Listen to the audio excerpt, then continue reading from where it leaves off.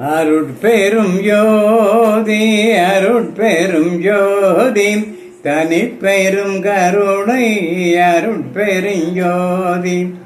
எல்லா உயிர்களும் இன்புற்று வாழ்க, வள்ளல் மலரடி வாழ்க வாழ்க.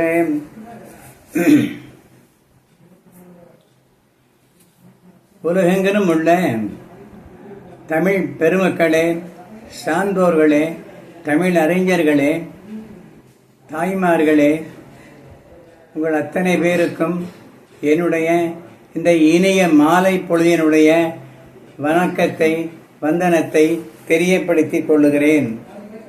இன்றைக்கு நாம் எடுத்துக்கொண்ட ஒரு செய்தியை முன்னுரையாக சற்று விளக்கமாக சொல்லி, இந்த சாதி சமயங்கள் தமிழகத்தில் எப்பொழுது வந்தன என்ற ஒரு விஷயத்தை ஒரு குறிப்பாக தெரியப்படுத்திவிட்டால், தொடர்ந்து இந்த சுத்த சன்மார்க்க சேனலில் நாம் பேசக்கூடிய அந்த சொற்பொழிவினுடைய மேலான உண்மையான கருத்துக்களை பார்வையாளர்களால் பொதுமக்கள், அறிஞர் பெருமக்கள், சன்மார்க்க சான்றோர்கள் அத்தனை பேரும் புரிந்து கொள்வதற்கு ஒரு ஏதுவாக இருக்கும்.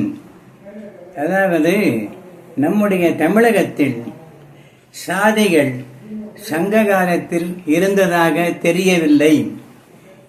அதற்கு சான்று எதுவும் அங்கே இல்லை. தமிழ்நாட்டில் சங்க காலத்தில் பிறப்பின் அடிப்படையில் அல்லாது தொழில் அடிப்படையில்தான் அரசர், அந்தணர், வணிகர், வேளாளர் என்னும் பிரிவுகள் இருந்ததை தொல்காப்பியம், திருக்குறள் ஆகிய நூல்கள் வாயிலாக அறிய முடிகிறது. ஆக ஆதி தலைநாளில் நம்முடைய தமிழ்நாட்டில் எந்த சாதிகளும் இல்லை. பிறப்பின் அடிப்படையில் இல்லை, தொழிலின் அடிப்படையில் தான் சாதி சமயங்கள் இருந்தது. ஆரிய பார்ப்பனர்கள் தான் சாதியை வளர்க்கின்றனர் என்று ஒரு குற்றச்சாட்டு இருக்கிறது. அதை அறிஞர் பெருமக்கள் யோசித்து தீர்வு காணலாம். தீண்டாமையை ஏற்படுத்தியதே ஆரிய பெருமக்கள் தான் என்றும் ஒரு கருத்து இருக்கிறது. இன்று வரையும் கோயில்களில் தீட்சிதர்கள் தீட்டு, தீண்டாமை என்பவற்றை கடைபிடித்து வருகிறார்கள் என்பது நாம் எல்லோரும் அறிந்த செய்திதான். இறைவனின் சன்னிதானத்தில் எல்லோருமே சமம். ஏழை, பணக்காரன், மேல் சாதி, கீழ் சாதி என்ற ஒரு சாதிகளெல்லாம் இல்லை என்பதுதான் பொதுவான நியாயமான ஒரு விதிமுறையாக நாம் எடுத்துக்கொள்ளலாம். சமய மதங்களே சாதியை தூக்கி பிடிக்கிறது. சமயமும் அதை சார்ந்த மதங்களும் தான் சாதியை தூக்கி பிடிக்கிறது என்பது உண்மை என்று நாம் இன்றைக்கு அனுபவத்திலே பார்த்து கொண்டிருக்கிறோம். அதாவது, மக்களை இவர் உயர்ந்த சாதிக்காரர், இவர் தாழ்ந்த சாதிக்காரர் என்று பிறப்பின் அடிப்படையில் தமிழ்நாட்டில் இருந்ததில்லை. அதெல்லாம் எப்பொழுது வந்தது என்றால், வேத சாஸ்திரங்களை படித்த ஆரிய பெருமக்கள் தமிழ்நாட்டிற்கு வந்த காலத்தில் இருந்துதான் அவர்களால் கொண்டு வரப்பட்டதுதான் இந்த சாதி சமயங்கள். மனிதரை உயர்வு தாழ்வு, நீங்கள் உயர்ந்தவர்கள், நாங்கள் உயர்ந்தவர்கள், நீங்கள் எல்லாம் தாழ்ந்தவர்கள் என்று சொல்லக்கூடிய ஒரு மனோபாவம் வளர்ந்து விட்டது இந்த நாளிலே. ஆக சாதி சமயங்கள் தமிழ்நாட்டிலே ஆதி தலைநாளிலே இருக்கவில்லை. அதெல்லாம் 6000 ஆண்டுகளுக்கு முன்பு தமிழகத்தில் வந்து குடியேறிய ஆரிய பெருமக்களால், அந்த புலவர்களால் வகுக்கப்பட்டது வேதங்கள், சாஸ்திரங்கள் என்ற நூல்கள் எல்லாம் என்று வள்ளல் பெருமான் அடிக்கடி அதை சொல்லிக் கொண்டிருக்கிறார்கள். ஆகவே வள்ளல் பெருமான் வேத சாஸ்திரங்களை எல்லாம் நம்பவில்லை. அவைகளையெல்லாம் விட்டுவிடுங்கள், அவைகளில் உண்மை ஒன்றும் இல்லை. நாம் வணங்கக்கூடிய தெய்வத்தை பற்றி, கடவுளை பற்றி அவர்கள் விஸ்தாரமாக விளக்கமாக நம்மை போன்ற பாமர மக்களுக்கு புரியும்படியாக ஒன்றுமே சொல்லவில்லை. கடவுளுக்கு உண்மையிலே உருவத்தை கற்பித்தவர்கள், சிலைகளை செய்து வைத்தவர்கள் யார் என்றால் அது ஆரிய பெருமக்கள் தான். அந்த வழிபாட்டை, உருவ வழிபாட்டை கொண்டு வந்தார்கள் தமிழகத்திலே. இவர்கள் ஏன் இதை கொண்டு வந்தார்கள் என்றால், அவர்கள் சபரியமாக வாழ்வதற்கு, சுலபமாக வாழ்க்கையை நடத்தி செல்லுவதற்கு அவர்களால் உண்டாக்கப்பட்டது சாதி, சமயம், வருணம், ஆசிரமம், இவைகளெல்லாம் அவர்களால் உண்டாக்கப்பட்டதுதான் என்பதற்கு தமிழ் நூலிலே அநேக சான்றுகள் இருக்கிறது. ஆதியிலே தமிழகத்தில் சாதி இல்லை என்பதைத்தான் இப்பொழுது நாம் வலியுறுத்தி சொல்லுகிறோம். அப்படியானால் இந்த சாதி சமயங்கள் எப்படி வந்தது என்பதை கொஞ்சம் விரிவாக 6000 ஆண்டுகளுக்கு முன்பாக தமிழகத்தில் என்ன நடந்தது, யார் ஆண்டது, தமிழகம் அப்பொழுது ஒரு தமிழகமாக இருந்ததா, ஒரு நாடாக இருந்ததா என்று பார்த்தால் இல்லை. சேர நாடு, பாண்டிய நாடு, சோழ நாடு என்று 3 நாடுகளாக பிரிந்து தமிழகம் இருந்தது. ஆதியிலே இந்த சேர நாட்டை, அதை மலை வளம் மிகுந்த நாட்டை இமயவரம்பன் நெடுஞ்சேரலாதன் என்பவர் ஆண்டு கொண்டிருந்தார். இவனே முதலில் வடநாட்டின் மேல் படையெடுத்து சென்றான். ஏன் படையெடுத்து சென்றான் என்றால், தன்னுடைய தாயை, தன்னுடைய அன்னையை கங்கை நதியிலே புனித நீர் ஆட்டிட அன்னையின் விருப்பத்தை நிறைவேற்றும் பொருட்டு பெரும் படை திரட்டி கொண்டு வடநாட்டுக்கு இமயவரம்பன் நெடுஞ்சேரலாதன் 6000 ஆண்டுகளுக்கு முதலாக சென்றான். இதுதான் ஆதி வரலாறு. அங்கே அப்பொழுது வடநாட்டு அரசர்கள் எல்லாம் போர் தொடுத்தார்கள். எப்படி எங்களுடைய நாட்டுக்குள்ளே நீங்கள் வரலாம் படை திரட்டி கொண்டு என்று போருக்கு ஆயத்தம் செய்து தமிழ் மன்னனாகிய இமயவரம்பன் நெடுஞ்சேரலாதனிடத்திலே போரிட்டார்கள். அந்த போரிலே ஆரிய படைகளை நம்முடைய தமிழ் வேந்தனாகிய இமயவரம்பன் நெடுஞ்சேரலாதன் வென்றான்.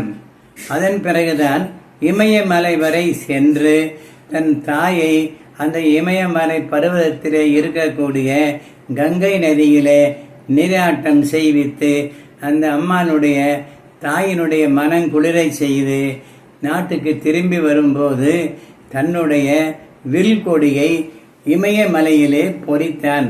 அப்படி முதலிலே பொறித்ததுனால்தான் இமயமலை வரை சென்று வெற்றி பெற்று வந்ததினால்தான் அந்த நெடுஞ்சேரலாதனுக்கு இமயவரம்பன் என்று ஒரு பட்டப்பெயர் மக்களாலே, புலவர்களாலே கொடுக்கப்பட்டது. அன்றைய நிகழ்ச்சி இது. இப்படி நெடுஞ்சேரலாதன் ஒருவனே எதிர்த்து நின்று ஆரிய மன்னர்களை துவகம் செய்தான். இவர் எல்லோரும் புறங்காட்டி ஓடிவிட்டார்கள். எதிரிகளே இல்லை. கொங்கணர், கலிங்கர், கொடுங்கரு நாடர், பங்களர், கங்கர், பல்வேல் கட்டியர், வட ஆரியரோடு வண்தமிழ் மயக்கத்துடன் கடமலை வேட்டம் என் கண்புலம் பிரியாது கங்கை வேரியாற்று கடும்புணல் நேத்தம். அப்படிப்பட்ட எல்லா மன்னர்களையும் வென்று கங்கையாகிய பெருநதியிலே தன் தாயை மனங்குளிர குளிப்பாட்டி கூட்டிக் கொண்டு வந்தார். எங்கோ மகளை ஆட்டிய அன்னாள். எங்கோ மகள் என்றால் தன்னுடைய அன்னை, பெரும் அரசி. அந்த அரசியை எங்கோ மகளை ஆட்டிய அன்னாள் ஆரிய மன்னர் ஈரை நூற்றுவர்க்கு 200 பேருக்கு ஒருவனாக நீ நின்று செருகணத்தில் செருவெங்கோலம் கண் விழித்து கண்டது கண்கண் கூற்றம் இமிழ்கடல் வேலியை தமிழ்நாடு ஆக்கிய. இமிழ்கடல் வேலி என்பதெல்லாம் உலகம் முழுவதும் அல்ல, வடநாட்டிலே ஓடக்கூடிய கங்கை ஆற்றையும் அதை சுற்றியுள்ள மன்னர்களையும் அவர்கள் ஆண்ட பகுதிகளையும் தன்வசப்படுத்தி கொண்டான். இமயவரம்பன் நெடுஞ்சேரலாதன் தன்வசை படுத்தி கொண்டு தானே ஆண்டானா என்றால் இல்லை. தான் வந்த வேலையை முடித்து கொண்டு தன் தாயோடும் தன்னுடைய படைகளோடும் தமிழ்நாட்டுக்கு திரும்பி வந்தான். அப்பொழுது அப்படி வந்த காலத்திலே வடநாட்டு ஆரியர்கள், பெரும் புலவர்கள், மற்றவர்கள் மன்னனை சூழ்ந்து கொண்டு, மன்னவா, நாங்களும் உங்களோடு உங்கள் நாட்டிற்கு வருகின்றோம் என்று அவரிடத்திலே பணிவாக கேட்டுக்கொண்டார்கள். ஆகவே அந்த சேர நாட்டு மன்னன் இறக்கப்பட்டு, சரி வாருங்கள் என்று அவர்களை கூட்டிக் கொண்டு தன்னுடைய நாட்டுக்கு வந்தான். அதை பல தமிழ் நூல்கள் எல்லாம் திறம்பட பேசுகிறது. இப்படி பார்க்கும்போது இந்த சேர மன்னன் வடநாட்டு வரை சென்று படையெடுத்து அங்குள்ள குறுநில மன்னர்களையும் பெரிய நாட்டுக்கு அதிபதியாக உள்ள அரசர்களையும் வென்று இமயத்திலே கொடி நாட்டி கொண்டு வந்த ஒரு பெரும்புகழ் பெற்றான். அதை புலவர் மக்களும் நாடுகளும் கொண்டாடின. இந்த செய்திகளெல்லாம் நம்முடைய பாண்டிய மன்னனுக்கு தெரிந்தது. சேரனுடைய பெரு வீரத்தை கண்டு மனமகிழ்ந்து புகழ்ந்தான். அவருக்கு ஒரு எண்ணம் வந்தது, நாமும் இந்த சேர மன்னனைப் போல நாட்டுக்கு நாடு விட்டு சென்று பெரும் படை கொண்டு சென்று ஆரியர்களை வென்று இமயத்தில் நமது மீன் கொடியை பொறிக்க வேண்டும் என்ற ஒரு வீராவேசமான ஒரு ஆவல் பாண்டிய மன்னனுக்கு வந்தது. அவனும் அதே போல பெரும் படையை திரட்டி கொண்டு சில காலம் பொறுத்து வடநாட்டுக்கு சென்றான். சென்று அங்கிருந்து அத்தனை பேரையுமே அரசர்களை எல்லாம் வென்றான். சேர நாட்டு இமயவரம்பனை போல இவனும் தன்னுடைய கயல் கொடி என்று சொல்லக்கூடிய மீன் கொடியை சேர நாட்டில் வேந்தனை போலவே இமயமலையிலே கொடியை பொறித்து மகிழ்ச்சியோடு சில நாள் அங்கே தங்கியிருந்து விட்டு திரும்ப தன்னுடைய மதுரை மாநகருக்கு திரும்பி வருகிறான். அப்பொழுது அங்குள்ள ஆரிய பெருங்குடி மக்கள், ஏற்கனவே என்னுடைய உறவினர்கள் பலரும் தங்கள் தமிழ்நாட்டுக்கு வந்திருக்கிறார்கள், ஆகவே உங்களோடு நாங்களும் உங்கள் நாட்டுக்கு வருகிறோம், எங்களை அழைத்து செல்லுங்கள் என்று அன்போடு வேண்டினார்கள். அதை சரி வாருங்கள் என்று பாண்டிய மன்னனும் ஒப்புக்கொண்டு அவர்களை கொண்டு வந்து வைகை கரையிலே பல இடங்களிலே குடியமர்த்தி வாழ்வுக்கு வேண்டி அத்தனை சௌரியங்களையும் செய்து கொடுத்தான் என்பது சரித்திரம். இப்படி இமயவரம்பன் நெடுஞ்சேரலாதன் கயல்கொடிக்கு அரசனாகிய மதுரை பாண்டியனும் இமயமலை சென்று தங்கள் கொடியை நாட்டி திரும்பி வந்ததை கேள்விப்பட்ட தஞ்சாவூர் சோழ மன்னனுக்கும், அதாவது ராஜராஜ சோழனுக்கும் ஒரு எண்ணம் மனதிலே உதித்தது. நமது நாட்டைச் சேர்ந்த தமிழர்கள் சேர நாட்டு அரசரும் மீன்கொடி பொறித்த பாண்டிய நாட்டு மன்னரும் வடநாட்டுக்கு படையெடுத்து சென்று தங்கள் வீரத்தை நிரூபித்து தங்கள் குடியின் சின்னத்தை இமயமலையிலே பொறித்துவிட்டு வந்துவிருக்கிறார்கள். நீங்காத புகழ் பெற்றார்கள் சரித்திரத்தில். அதை போல நாமும் செய்ய வேண்டும் என்ற ஒரு எண்ணம் தஞ்சாவூர் சோழ அரசனுக்கு, ராஜராஜனுக்கு மனதிலே ஓடியது. இதிலிருந்து இதை கவிதை நடையாக, சுருக்கமாக, வசன கவிதையாக உங்களுக்கு புரிய வைப்பதற்கு முடிந்த அளவு முயற்சிக்கிறேன். இதை முதலிலே முத்தாய்ப்பாக ஏன் சொல்லுகிறோம் என்றால், தமிழகத்தில் ஆதி காலத்தில் மனிதன் பிறப்பால் உயர்ந்தவன் இல்லை என்ற கொள்கை நிலவி வந்தது ஒன்று. சாதிகள் சமயங்கள் தமிழகத்தில் இல்லை. 2. இதெல்லாம் ஆரியருடைய வருகைக்கு பிறகு வந்ததுதான் என்பதை, அந்த அடித்தளத்தை தமிழ் மக்கள் நாம் புரிந்து கொள்ள வேண்டும் என்று இந்த செய்தியை இன்றைக்கு உங்களிடத்திலே பணிவோடு சமர்ப்பிக்கிறேன். இதை கவிதை நடையாக எழுதியிருக்கிறேன். அதை அப்படியே படிக்கிறேன். உங்களுக்கு அநேகமாக எல்லோருக்கும் புரியும். எளிய கவிதை நடை. நான் ஒன்றும் பெரிய கவிஞன் அல்ல. எனக்கு தெரிந்ததை ஏதோ ஒரு வசன காவியமாக அதை தொகுக்க வேண்டும் என்ற ஆசையினாலே இதை எழுதி தமிழ் மக்களுக்கு ஒரு உற்சாகத்தை உண்டாக்கக்கூடிய முறையிலே இந்த செய்தியை உங்களுக்கு இன்று தெரியப்படுத்துகிறேன். ராஜராஜ சோழன். அன்றொரு நாள் காவிரி சோழ நாட்டின் கரைதனில் ராஜராஜன் பூவினில் தென்றல் வீச பொன்னி நதி புனல்வாய காவிரி கரைபுரண்டோட கவின் தமிழ் புலவர் சூழ மா பலா கொய்யா வாழை மரநிழல் பொற்றரிசில் மன்னன் வீட்டிருந்தான், மாதேவி உடன் இருந்தாள். மா பலா சுவையைப் போல மூப்பிலா தமிழை பாடி முன் அமர்ந்திருந்தார் புலவர் பலர். தென்னாட்டு பாண்டிய சேரன் வடபுலத்து அரசர் மீது படையெடுத்து பெற்றான் வெற்றி. வடநாட்டு வேந்தர்கள் வதை செய்தான், சின்ன பின்னமாக சிதறினர். தென்னாட்டு வேந்தர் வென்றார், இமயத்தில் கொடி பொறித்து இனிது திரும்பினார் நாடு.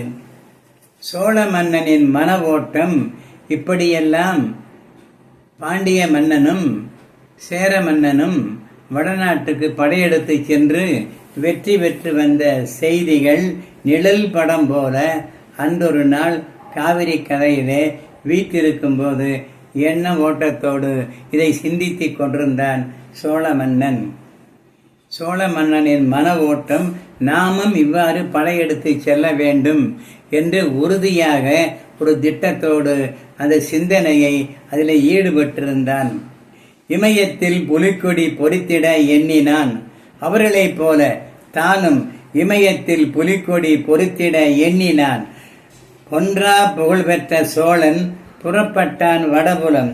போர் முரசு முழங்க சோழன் புவி எதிர படை நடத்தி போர்க்களம் புறப்பட்டான். தேர் முதல் 4 வகை தேர்ந்தெடுத்த படை வீரர் வீர நடையுடன் கடந்து சென்றனர் வடபுலம். செய்தி அறிந்தனர் வடவர். கொன்றொழிப்போம் தமிழரை என்று பேசிய வடவரை, கொன்றொழிப்போம் தமிழரை என்று பேசிய வடவரை வென்றொழித்து போரில் வெற்றி பெற்றான் ராஜராஜன். போர்க்களம் விட்டோடி போயினர் வடவர் படை. எதிரிகள் எவரும் இல்லை. ஏற்றினர் இமயத்தில் புலிக்கொடி. பாடினர் புலவர் சோழன் புகழை. ஆடினர் பாவையர் நடனம். ஓடி வந்தனர் ஆரியர். கூடி நின்று கும்பிட்டு நின்றனர். வணங்கி நின்று வாழ்த்தியவரை வந்த காரணம் வினவினான். வாழ்த்திய ஆரிய வேதியர் வைத்தார் ஒரு வேண்டுகோள். அது என்ன? வேதம் ஓதும் வேதியர் நாங்கள். ஐயா அரசர் பெருமானே, வேதத்தை ஓதுகின்ற வேதியர்கள் நாங்கள். வேதம் ஓதும் வேதியர் நாங்கள். வேறு தொழில் அறியோம். நாடு நலம் பெற வேள்வி இருக்கு யஜூர் சாம அதர்வன. வேள்விகள் செய்வது எங்கள் தொழில். எங்கள் மன்னர் எங்கோ ஓடிப்போயினர். உங்கள் வீரம் ஈர்த்தது எங்களை. நாங்கள் நுங்கள் நாடு வந்திட நல்லருள் புரிந்திட வேண்டும் என்று வேண்டினர். அதை கேட்ட தஞ்சாவூர் ராஜராஜ சோழன் நன்றென சொன்னான். உடனே நல்லருள் புரிந்திட வேண்டினர். நந்தன சோழன் செப்பினான். ஆரிய நாரியர் கன்று காலிகள் அரசுடன் வந்தனர் தஞ்சை. ஆரிய நாரியர் பெண்டு பிள்ளைகள் இத்தனை பேரும் ஆரிய நாரியர் கன்று காலிகள் அவர்களுடைய பொருட்களை எல்லாம் எடுத்துக்கொண்டு அரசுடன் வந்தனர் தஞ்சை. பல மாதங்கள் பிரயாணப்பட்டு அரசரோடு சேர்ந்து தஞ்சை நகரத்துக்கு ஆரிய குடிகள் வந்து குடியேறினார்கள். கெஞ்சி கேட்ட வேதியரை அஞ்சேல் எம்முடன் வருக என அரசன் சோழன் அன்புடன் அழைத்து வந்தான் தஞ்சை. இடரின்றி ஆரியர் வாழ இறையிலே நிலம் தந்தான், வடவர் வாழ்ந்தனர் வளமாக வாழ்த்தினர் சோழ மன்னனை. அரசகுரு அமைச்சர் சேனாபதி, அரசகுரு அமைச்சர் சேனாபதி அரச பதவி அளித்தான். ஆரிய மாதர் அரசியன் சேடியர் ஆக சிறப்புடன் வாழ்ந்தனர் ஆரியர். அரசனின் அன்பை பெற்றனர், ஆரியர் செய்தனர் வேள்வி. வேதியர் வேண்டியவாறு நிறைய விரும்பி அளித்தான் வேந்தன். ஆண்டுகள் ஆனது 6000. ஆரியர் தமிழ்நாடு வந்து ஆண்டுகள் ஆனது 6000. அரசு மாறியது, ஆட்சி மாறியது. ஆண்டனர் ஆங்கிலேயர் நாட்டை. இந்திய நாட்டை ஆண்டனர் 200 ஆண்டுகளாக வெள்ளையர். இது நாம் எல்லோரும் அறிந்தது. இந்திய நாட்டை ஆண்டனர் 200 ஆண்டுகள் வெள்ளையர். வந்தே மாதரம் முழங்க சுதந்திரம் வந்தது இந்திய நாட்டுக்கு. வந்தே மாதரம் முழங்க சுதந்திரம் வந்தது இந்திய நாட்டுக்கு. கவிதையை எடுத்துக்கொண்ட கருப்பொருள் யாதெனில், இதற்கு முத்தாய்ப்பாக சொல்லிக்கொண்டு வருகிற இந்த செய்திகளுக்கு நாம் கவிதையை எடுத்துக்கொண்டதற்கு கருப்பொருள் யாதெனில், கவிதையை எடுத்துக்கொண்ட கருப்பொருள் யாதெனில் கண்டனர் ஆரியர் தமிழரின் மேன்மை, கொண்டனர் பொறாமை நெஞ்சில். இது இயற்கைதானே. வந்தேறிய வடவர் கும்பல் தந்திர வழிகளில் வகுத்தனர், வந்தேறிய வடவர் கும்பல் தந்திர வழிகள் வகுத்தனர். சுந்தர தமிழை வீழ்த்திட சூதான திட்டம் தீட்டினர். தமிழை வீழ்த்தினால் தமிழரை வீழ்த்தலாம் என்றெண்ணி தமிழ்நாட்டு கோயில்களில் தள்ளி வைத்தனர் தமிழை. குடமுழுக்கு தமிழில் செய்ய கூடாதென்றனர் வேதிய கும்பல்.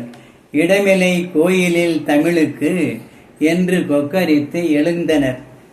நன்றி கொன்ற ஆரிய வேதியர் நாளும் பொழுதும் தமிழுக்கு எதிராய் கிடப்பில் நடப்பில் இல்லாத சமஸ்கிருதத்தை, சமஸ்கிருத பாஷையை ஆரிய குடும்பங்களில் யாரும் பேசுவதில்லை.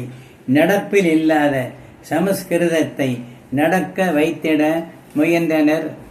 கடவுளின் உண்மை இது, நீ கடந்து உன்னுள் பார் என்று சொல்லாமல், கடவுளின் உண்மை இது, நீ உள்ளே கடந்து பார் என்று சொல்லாமல், கடவுள் மேலே இருக்கிறார் என்று கையை மேலே காட்டுகின்றார்.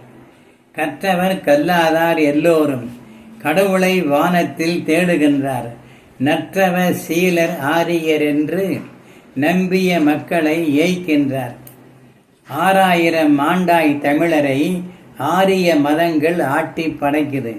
6000 ஆண்டாய் தமிழரை ஆரிய மதங்கள் ஆட்டி படைக்குது. ஆண்டான் அடிமை தனத்தை வளர்க்குது. ஆரியர் சூழ்ச்சி அதிகரிக்கிறது. மதம் வந்து ஆரியை மதைக்குது. மதம் வந்து நம் அறிவை மயக்குது. மனித நேயம் மதத்தால் அழியுது. மதப்பை மக்களை மயக்குது. மதம் என்பது மாய பிசாசு. 6000 ஆண்டுகள் தமிழரை ஆரிய மதங்கள் ஆட்டி படைக்குது. ஆரிய மத பேயை அகற்றிட அருட்பெருஞ்சோதி அருளேன் வடலூர் அடுத்த மருதூரில் வந்து பிறந்தது அருள் ஒளி. இடர் செய்யும் மதத்தை ஒழிக்க இறையரில் உதயம் ஆனது. இந்த மதங்களால் மக்களுக்கு நன்மை இல்லை. இடர், துன்பம், துயரம் இவைகள்தான் நமக்கு மிச்சம். ஆகையினாலே இடர் செய்யும் மதத்தை ஒழிக்க இறையருள் உதயம் ஆனது. சிவனடியார் பசிக்கு சின்னம்மை அன்னமிட்டார். சிவனடியார் அருளிய வாக்கு சம்பு வச்ச வாக்காகும். சின்னம்மை கருவுற்றாள், பொன்னம்மை பெற்றெடுத்தாள், பிறவா இரவா வரம் பெற்ற பேரருள் ராமலிங்கரை. பிறவா இரவா வரம் பெற்ற பேரருள் ராமலிங்கரை சின்னம்மை பெற்றெடுத்தாள்.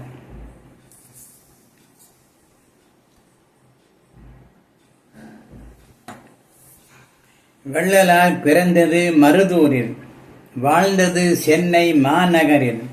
அள்ள குறையா வெள்ளம் போல் அள்ளி தந்தார் அருள் பாடல்கள். 35ஆம் வயதில் வள்ளல் முன் பிறந்த மருதூர் பக்கம். மூவர் தேவர் பெறாத பேற்றினை முனைந்து பெற்றிட வந்தார் வடலூர். வள்ளல் பெருமான் 35வது வயதில் சென்னை வாழ்வை நீத்து தான் பிறந்த வடலூர் பகுதிக்கு வந்துற்றார் என்பது செய்தி. வந்தவர் சிதம்பரம் கோயில் அருளால். சிதம்பரம் கோயிலில் அருளால் நிகழ்ந்தது கருங்குழி மணியம் சந்திப்பு. சிதம்பரம் கோயிலிலே தரிசனம் பண்ணும்போது நற்கருங்குடி என்று வள்ளலார் போற்றப்பட்ட கருங்குடியின் மணியக்காரர் வேங்கர ரெட்டியை சந்திக்கிறார். இது இறை அருளால் நிகழ்ந்தது. சிதம்பரம் கோயிலில் அருளால் நிகழ்ந்தது கருங்குழி மணியம் சந்திப்பு. ராமலிங்கரின் வரலாற்றை அறிந்தவர் வேங்கட ரெட்டியார். அருள்திரு ராமலிங்கரை அழைத்தார் மணியம் தம்முடன். அவரின் அழைப்பை ஏற்று அடிகள் சென்றார் கருங்குழி கிராமம். கருங்குழி மக்கள் கேள்வியுற்றே கருணை வள்ளலை காண வந்தார். கடவுள் மனிதர் இவர் என்று கண்டு வணங்கி சென்றார்கள். மணியம் வேங்கட ரெட்டியும் மனைவி முத்தியாலு அம்மையும் தனி அறை ஒதுக்கி தந்தனர். தங்கினர் அடிகள் 9 ஆண்டுகள். அந்த கருங்குழி இல்லத்திலே வள்ளல் பெருமான் 9 ஆண்டு காலங்கள் வெளியூர் சென்ற காலங்கள் தவிர மற்றைய நேரங்களில் கருங்குழி இல்லத்தில் தங்கியிருந்தார்கள். அப்போது மக்களின் பிணி போக்கிட மனதில் அடிகள் எண்ணினார்.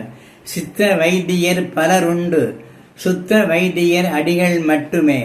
சித்தர்கள் செய்தது சித்த வைத்தியம். சில பிராணிகளின் இரத்தம் மூலிகை சாற்றுடன் சேர்ந்து கலந்து சுத்த வைத்தியர் அடிகள் செய்வரோ? அப்படி செய்யவில்லை. உடற்பிணி போக்கிட அடிகள் உள்ள விளைந்தது அருளால் புடங்கள் போட்டார் கருங்குழியில். போக்கினார் பற்பல பிணிகளை. மூலிகைகளை கொண்டு புடம் போட்டு பற்பல தீராத வியாதிகளையெல்லாம் வள்ளல் பெருமான் தீர்த்து வைத்தார். புன்மம் குட்டம் கண்ணப்புற்று, புன்மம் குட்டம் கண்ணப்புற்று என்னும் கொடிய நோய்களை இலகுவாய் தீர்த்தார் அடிகள். எங்கும் இவர் புகழ் பரவியது. 9 ஆண்டுகள் கருங்குழியில் போதாத உணர்ந்த வள்ளல் உறைந்தார். சாதி குலம் சமயம் தவிர்த்தார். சோதி கடவுளையே துதித்தார். தண்ணீரில் விளக்கு எரித்தார். தயவுடன் பிணிகள் தீர்த்தார். தண்ணீரில் விளக்கு எரித்தார். தயவுடன் பிணிகள் தீர்த்தார். வாடிய பயிரை கண்டு வாடினார். வறுமையை பிணியை போக்கிட நினைத்தார். கருங்குழி இல்லத்தில் வள்ளல் உள்ளத்தில் கருதியவாறே அமைத்தார் சங்கம். முதல் முறையிலே சன்மார்க்க சங்கம் கருங்குழியிலே மணியக்காரர் இல்லத்திலே அங்கிருந்த ஊர் மக்களையும் சேர்த்து சங்கத்தை அமைத்தார்கள். கருங்குழி இல்லத்தில் வள்ளல் உள்ளத்தில் கருதியவாறே அமைத்தார் சங்கம்.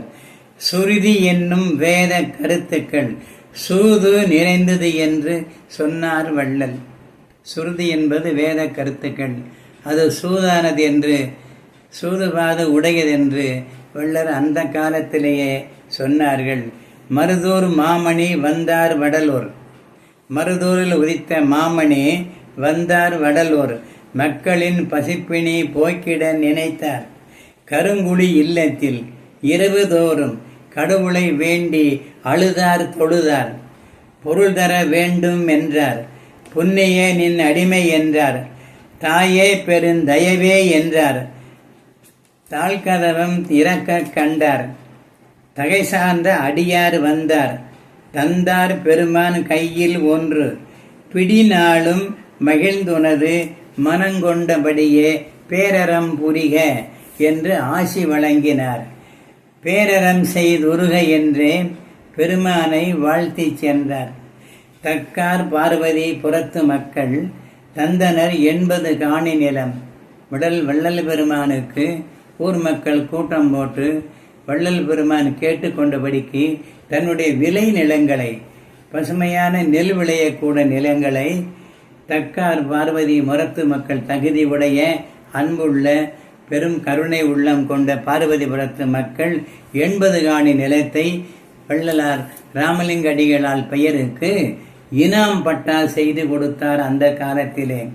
அப்படி என்றால் வள்ளலார் மீது எவ்வளவு அன்பு, பக்தி, பயம், கடவுள் அவதாரம் என்று சொல்லும்படி அற்புதங்களை நிகழ்த்தி கொண்டே இருந்தார். இதையெல்லாம் கண்ட ஊர் மக்கள், நமது ஊருக்கு கடவுளே வந்திருக்கிறார், அவர் கேட்கும்போது நாம் கொடுக்க வேண்டியதுதான், நல்ல காரியத்துக்கு தானே கேட்கிறார், தர்மசாலை தோற்றுவிக்க நம்ம ஊருக்கு பெரிய பெருமை அல்லவா என்று பெருங்குடி மக்கள் எல்லாம் கூட்டம் போட்டு கூடி பேசி 80 காணி நிலத்தை வள்ளல் பெருமனாருக்கு இனாம் பட்டா செய்து கொடுத்தார்கள். இதுதான் வரலாறு. இப்படி சாலை தொடக்க விழாவில் இப்படி நிலம் கொடுத்த பிறகு தர்மசாலையை வள்ளல் பெருமான் தோற்றுவிக்கிறார். அருள் திறத்தினாலே அவர் கேட்டது இடத்தெல்லாம் பொருள் கிடைக்கிறது. எல்லாவற்றையும் சேர்த்து சாலை தொடக்க விழாவில் திருமுறை 4 வெளிவந்தன. இப்பொழுது நடப்பிலே உள்ள 6 திருமுறைகளில் 4 திருமுறைகள் தர்மசாலை தொடங்குகிற காலத்திலேயே வெளிவந்தன. ஓலை குடிசை மண் சுவர் எனினும் காலையில் தொடங்கி அன்னதானம், நிலையான செங்கல் கட்டிடம், நிலைத்து இருந்திட கால்கோள், விழா 2 ஒரு சேர நிகழ்ந்தது வெகு சிறப்பாக. ஒரு பக்கத்திலே மண் குடிசை போட்டு தர்மம் தொடங்குகிறது, மறுபக்கத்திலே நிலையாக கிணறு முதலியவைகளை வெட்டி செங்கல் சுவர் எழுப்பப்படுகிறது. ஒரே நேரத்திலே தர்மசாலையில் தர்மமும் நடக்கிறது, பக்கத்திலே நிலையான நீர்நிலைகளும் கிணறு முதலியவை தோண்டப்பட்டு அந்த வேலையும் நடக்கிறது. நிலையான செங்கல் கட்டிடம், நிலைத்து இருந்திட கால்கோள், விழா 2 ஒரு சேர நிகழ்ந்தது வெகு சிறப்பாக. சுற்றிலும் பல மைல் தூரம் சுற்றுப்புற ஊர்களிலும் இருந்து மக்கள் குவிந்தனர் வந்து இரவு வரை இட்டனர் உணவு. கற்றார் அழிபசி தீர்த்தல், அடுத்து புலால் மறுத்தல், அதற்கு ஒரு நூல் எழுதினார், அது சீவகாரண்ய ஒழுக்கம். வள்ளலார் கைப்பிரதியாக எழுதப்பட்ட நூலின் பெயர் சீவகாருண்ய ஒழுக்கம்.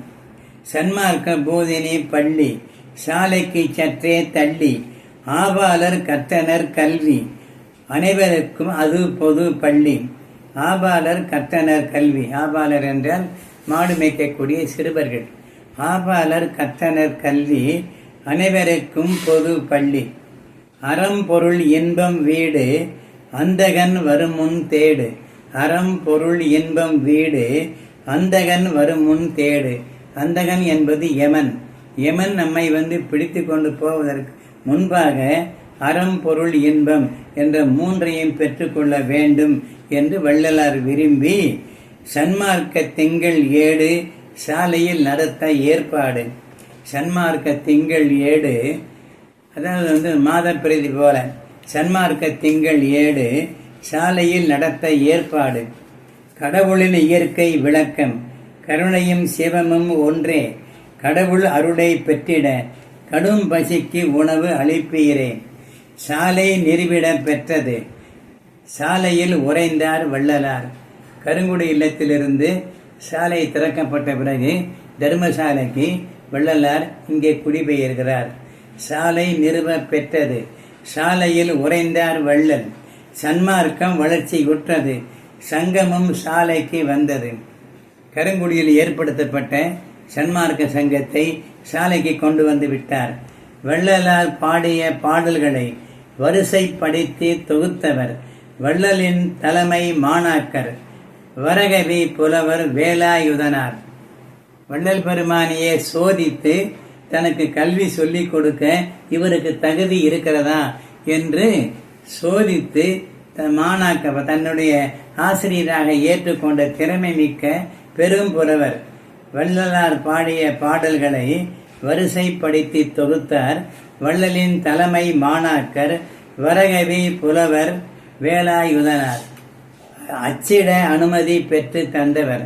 இந்த நூல்களை எல்லாம் சேர்த்து அச்சிடுவதற்கு பெருமானிடத்திலே உண்ணாவிரதம் இருந்து அரும்பாடுபட்டு ஒப்புதலை பெற்று கொடுத்தவர்.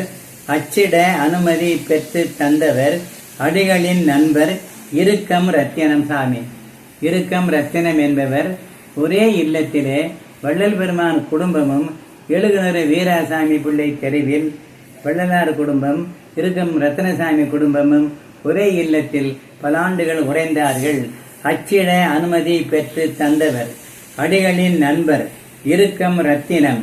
இரு குடும்பமும் ஒரே இல்லத்தில் இருந்தனர் குடித்தரம் சென்னையில். வள்ளலாரும் யாழ்ப்பாண நாவலரும். இந்த தலைப்பு வள்ளலாரும் யாழ்ப்பாணத்திலே உள்ள பெரும்புலவர் ஆறுமுக நாவலருக்கும் ஏற்பட்ட ஒரு சிறு சச்சரவு. அதை விவரித்து சொல்லித்தான் ஆக வேண்டும். ஆகையினாலே அதை இங்கே தொகுத்து சொல்லுகிறோம். தென்னிலங்கை யாழ்ப்பாணம் சேர்ந்தவர் நாவலர் ஆறுமுகம். தேர்ந்தவர் சைவ நன்னெறியில் சேர்ந்தார் ஆதீன மடங்களுடன். பெருமானின் பாடல் திரட்டு திருவருட்பா என பெற்றதும். பெருமானுடைய பாடல் திருவருட்பா என பெயர் பெற்றதும் திருவருட்பிரகாச வள்ளலார் என்று பெயரிட்டு சிறப்பித்ததும். குறுகிய மனமுள்ள நாவலரை குத்தி குடைந்து எடுத்ததால் மீண்டும் மீண்டும் திருவருட்பாவை மருட்பா என்றே ஏசினார். இது திருவருட்பா அல்ல, இது மருட்பா, ஒன்றுக்கும் உதவாதது என்று சொல்லி மீண்டும் மீண்டும் திருவருட்பாவை மருட்பா என்றே ஏசினார். விடக்கூடாது இவரை என்றே வேதனையுற்று புலம்பினார். தூண்டினர் உடனிருந்தோர் துன்புற்று உபாயம் ஒன்று தேடினார். திருச்சிற்றம்பல மேடையில் நடராஜ பெருமான் வீட்டிருக்கக்கூடிய தில்லை சிதம்பரத்திலே திருச்சிற்றம்பல மேடை ஒன்று இருக்கிறது, இன்றும் இருக்கிறது. அந்த திருச்சிற்றம்பல மேடையில் தீட்சிதர் பலர் முன்னிலையில் அலர் உடைய நாவலர் என்று நையாண்டி செய்தார் என்று சிலர் சொல்ல கேட்டேன். அலர் என்றால் நாக்கிலே பொன்னுள்ளவள், நல்லதையே பேசாதவர், பொறாமையில் பேசுகின்ற ஒரு நாக்கை பெற்றவர் என்று பல அர்த்தங்கள் சொல்லலாம். அப்படி திருச்சிற்றம்பல மேடையில் தீட்சிதர் பலர் முன்னிலையில் யாழ்ப்பாணம் நாவலரை அலர் உடைய நாவலர் என்று நையாண்டி செய்தார் வள்ளலார் என்று சிலர் சொல்ல கேட்டு எரிச்சலுற்றார் நாவலர். ஏதேனும் ஒரு வழியில் ஒரு இடையூறு செய்திட எண்ணி மஞ்சக்குப்பம் நீதிமன்றத்தில் மான நட்ட வழக்கு தொடர்ந்தார். இந்த வரலாறெல்லாம் பொதுவாக சன்மார்க்கிகள் ஓரளவு அறிந்திருப்பார்கள். தெரியாத பொதுமக்களும் தெரிந்து கொள்ள வேண்டும். தெரிந்த சன்மார்க்கிகளும் மேலும் நன்றாக இதை புரிந்து கொள்ள வேண்டும் என்ற ஆவலினாலே இதை சொல்லுகிறேன். மஞ்சக்குப்பம் நீதிமன்றில் மான நட்ட வழக்கு தொடுத்தார். வழக்கு விசாரணை அழைப்பு வந்தது வள்ளல் பெருமானுக்கு. அழைப்பானை ஏற்று அடிகள் சம்மன் அழைப்பானையை ஏற்று அடிகள் அமைதியாய் மன்றம் வந்தார். அடிகளை வணங்கினர் மக்கள், அன்பர்கள் வந்தனர் உடன். வழக்கு நடப்பதை காண வந்தனர் மக்கள் பெருந்திரளாய். வள்ளலார் மீது வழக்கு போட்டு விட்டாரே ஆறுமுக நாவலர் என்று அங்கலாய்த்தபடி வள்ளல் பெருமானுடைய அன்பர்கள் கூட்டமாக அங்கே மஞ்சக்குப்பம் கோர்ட்டுக்கு வந்தார்கள். வழக்கு நடப்பதை காண வந்தனர் மக்கள் பெருந்திரளாய். வழக்கு தொடுத்தவர் வாதி, வள்ளல் பெருமான் பிரதிவாதி. வாதி என்பவர் வழக்கு தொடுப்பவர், பிரதிவாதி என்பவர் எதிரி. வழக்கு தொடுத்தவர் வாதி, வள்ளல் பெருமான் பிரதிவாதி. விசாரணை நேரம் வந்தது. அமர்ந்தார் இருக்கையில் நீதிபதி. நீதிமன்ற சேவகன் வள்ளலாரை அழைத்தான் பெயர் சொல்லி. ராமலிங்கம் ராமலிங்கம் ராமலிங்கம் என்று 3 முறை அழைத்தான் பெயர் சொல்லி. பெருமான் புகுந்தார் மன்றுள் விலகி மக்கள் வழி விட்டனர். அமர்ந்திருந்தோர் எழுந்து வணங்கினர். நாவலரும் எழுந்து கைகூப்பினார். அப்போது நீதிபதி சொல்லுகிறார், வாதி நீர், பிரதிவாதி வள்ளலார் வந்தபோது ஏன் எழுந்து நின்றீர் என்று ஒரு வினாவை, கேள்வியை வாதியாகிய நாவலரை பார்த்து கேட்கிறார் நீதிபதி. வாதி நீர், பிரதிவாதி வள்ளலார் வந்தபோது ஏன் எழுந்து நின்றீர் என்று ஒரு கேள்வி கேட்கிறார். அதற்கு நாவலர், எல்லோரும் எழுந்து நின்றனர், நானும் எழுந்து நின்றேன் என்று பதில் சொல்லுகிறார். உடனே நீதிபதி எல்லோரும் ஏன் எழுந்து நின்றனர் என்ற மறு கேள்வியை கேட்கிறார். அதற்கு நாவலர், வருகிறவர் பெரியவர் என்று எழுந்து நின்றனர். சரி, நீதிபதி கேட்கிறார், நீர் ஏன் எழுந்து நின்றீர்? நீர் அவர் மீது வழக்கு தொடுத்தவர், நீர் அமர்ந்திருக்க வேண்டியதுதானே, ஏன் நீர் எழுந்து நின்றீர் என்று நீதிபதி கேட்கிறார். உடனே நாவலர், வந்தவர் பெரியவர் என்பதால் நானும் எழுந்து நின்றேன் என்று பதில் சொல்கிறார். உடனே நீதிபதி, பெரியவர் வருகிறார் என்றுதானே நீர் நின்றீர் என்றார். ஆமையா, ஆம், பெரியவர் வந்ததனால்தான் நானும் எழுந்து நின்றேன் என்று சொல்கிறார். அப்போது நீதிபதி, பிரதிவாதி வள்ளலாரை பெரியவர் என்று நீரே ஒப்புக்கொண்டீர், உமது பிராதில் உண்மையில்லை என்பதை நேரில் நாம் கண்டோம். ஆகவே உமது பிராதை குற்றச்சாட்டை தள்ளுபடி செய்கிறோம். வள்ளலார் நிரபராதி என்று சொல்லி தீர்ப்பு வழங்கினார். ஆகவே வள்ளலார் வென்றார், கோர்ட்டு கலைந்தது. இதுதான் செய்தி. அதன் பிறகு சென்றார் யாழ்ப்பாணம் நாவலர், நின்றனர் இலங்கையில் நிலையாக. திரும்பி மறுபடியும் தமிழ்நாட்டுக்கு வரவில்லை. சென்றார் யாழ்ப்பாணம் நாவலர், நின்றனர் இலங்கையில் நிலையாக.